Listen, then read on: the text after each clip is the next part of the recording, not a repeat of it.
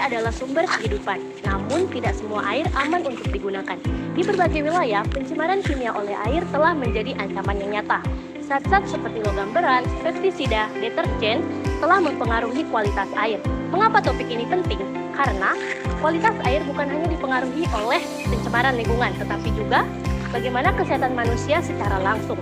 Di topik ini kita akan membahas tentang data, fakta, dan juga dampak daripada pencemaran kimia oleh air dan bagaimana kita dapat mengatasinya. Menurut berbagai laporan lingkungan, lebih dari sepertiga sumber air dunia telah terkontaminasi bahan kimia berbahaya.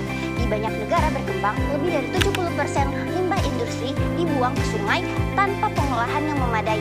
Zat-zat seperti merkuri, timbal, arsen, nitrat, dan berbagai volatil organik compounds dapat bertahan lama di lingkungan dan menumpuk dalam tubuh manusia.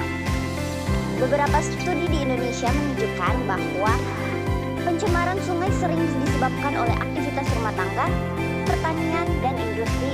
Nitrat dari pupuk kimia, deterjen dari limbah domestik, dan logam berat dari limbah industri kerap ditemukan pada kadar melebihi baku mutu air.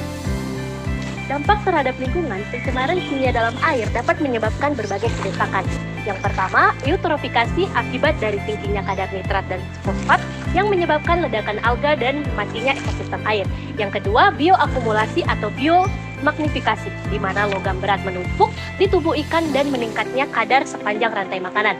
Yang ketiga, matinya ekosistem air sensitif, di mana mengganggu keseimbangan ekosistem sungai dan danau. Dampak terhadap kesehatan masyarakat. Kontaminasi kimia dalam air berpotensi menyebabkan yang pertama keracunan akut seperti mual, muntah, diare, dan gagal organ. Yang kedua, gangguan perkembangan anak, terutama akibat paparan timbal.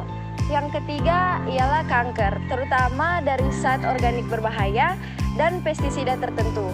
Yang keempat, gangguan saraf dan fungsi ginjal akibat logam berat seperti merkuri dan kadmium. Yang kelima, penyakit seperti blue baby syndrome akibat kadar nitrat tinggi pada bayi. Masalah ini sering tidak disadari karena efeknya muncul secara perlahan dan jangka panjang, sehingga masyarakat terus terpapar tanpa mengetahui bahayanya. Indikator pencemaran kimia dalam kualitas air merupakan hal yang penting dan harus diperhatikan, karena ini berhubungan dengan keberlanjutan kesehatan lingkungan dan kesehatan masyarakat. Banyak sumber pencemaran yang dimulai dari aktivitas manusia, mulai dari aktivitas industri hingga aktivitas rumah tangga. Dan dampaknya tidak hanya merusak lingkungan, tetapi juga merusak ekosistem dan kesehatan masyarakat. Maka ada beberapa hal yang dapat dilakukan untuk mengurangi pencemaran kimia ini dan mengurangi risiko terhadap kesehatan masyarakat. Beberapa rekomendasi yang dapat dilakukan. Yang pertama adalah meningkatkan pengawasan dan pengolahan limbah industri sebelum dibuang ke lingkungan. Yang kedua, kita dapat mengurangi penggunaan bahan kimia berbahaya di sektor pertanian dan mendorong pertanian ramah lingkungan. Yang ketiga, dengan mengedukasi masyarakat tentang penggunaan deterjen ramah lingkungan dan pembuangan limbah rumah tangga yang benar. Yang keempat, kita dapat memperluas pemantauan kualitas air di tingkat pemerintah maupun masyarakat. Yang kelima, dengan menggunakan teknologi pengolahan air seperti filtrasi, koagulasi, atau reverse osmosis di daerah yang beresiko tinggi. Dengan memahami dan menjaga kualitas air, kita tidak hanya melindungi lingkungan, tetapi juga masa depan generasi mendatang.